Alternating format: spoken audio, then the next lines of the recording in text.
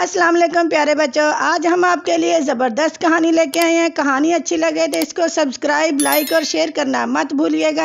ایک مرتبہ کا ذکر ہے کہ ایک کسان پڑوس کے گاؤں میں ایک امیر آدمی سے ملنے کے بعد جنگل کے راستے اپنے گاؤں کی طرف جا رہا تھا۔ وہ امیر آدمی بڑا سخی تھا۔ وہ فقیروں اور نیک لوگوں کی بڑی عزت کیا کرتا تھا اور ان کو اشرفیاں اور قیمتی تحفے تحائف سے نوازتا تھا۔ اس امیر آدمی نے غریب کسان کو بھی ڈھیر سارے سونے کی اشرفیاں تحفے میں دی۔ اتنے سارے سونے کے سکے پا کر وہ غریب کسان بہت خوش ہوا۔ خوشی کے مارے وہ گنگناتے ہوئے جلدی جلدی چل رہا تھا تاکہ جنگل کا خطرناک راستہ جلد از جلد پار کر سکے۔ اپنی دھن میں مگن اس کسان کو اچانک اس وقت شدید جھٹکا لگا جب اس نے اپنے سامنے ایک ریچھ کو دیکھا۔ اب وہ بڑی مشکل میں پھنس گیا تھا۔ اسے کوئی ترکیب نہیں سوجھ رہی تھی کہ وہ اب کیا کرے۔ آخر کار وہ پیچھے کی طرف بھاگنے لگا۔ جب ریچھ نے اس کو اس طرح بھاگتے ہوئے دیکھا تو وہ بھی اس کے پیچھے بھاگنے لگا۔ بھاگتے بھاگتے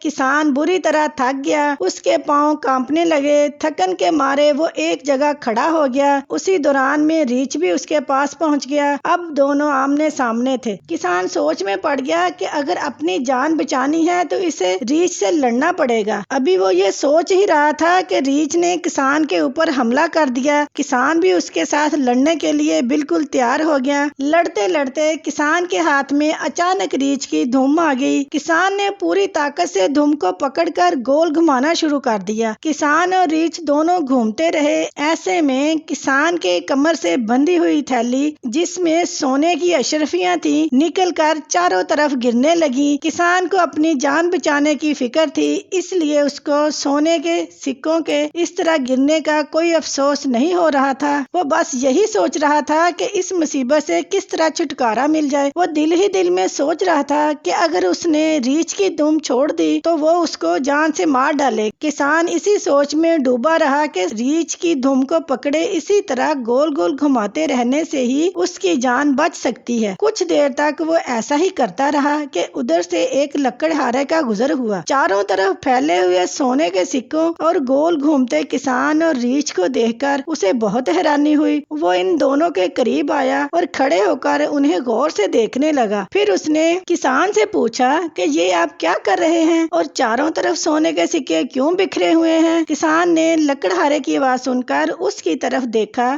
اس کے ذہن میں ایک ترکیب آ گئی۔ اس نے اسی طرح گول گول گھومتے ہوئے کہا، اے لکڑہارے، یہ جو ہر طرف تم سونے کے سکے بکھرے ہوئے دیکھ رہے ہو یہ ریچھ کی دھوم کو پکڑ کر اس طرح گول گول گھمانے سے نکلتے ہیں۔ لکڑہارے کے دل میں لالچ آ گیا۔ اس نے کہا، مجھے بھی ریچھ کی دھوم پکڑا دیجیے تاکہ میں بھی اسے گھما کر کچھ سونے کے سکے حاصل کر سکوں۔ کسان کچھ دیر تو یوں ہی دکھاوے کے لیے گھومتا رہا، پھر اس نے لکڑہارے کو ریچھ کی دھوم پکڑا دی اور سونے کے سکوں کو جلدی جلدی جمع کر کے وہاں سے بھاگ گیا۔ لالچی لکڑہارا سونے کے سکوں کے لیے اسی طرح پریشانی کے عالم میں ریچھ کی دھوم پکڑ کر گول گول گھومتا رہا۔ اسے سکے نہ ملنے تھے نہ ملے، لیکن ہاں جب وہ بری طرح تھک گیا تو اس کے ہاتھ سے ریچھ کی دھوم چھوٹ گئی اور ریچھ نے اس کے اوپر حملہ کر دیا تو اس کو اپنے لالچ کی سزا مل گئی، یعنی بھالو نے اسے مار کر کھا لیا۔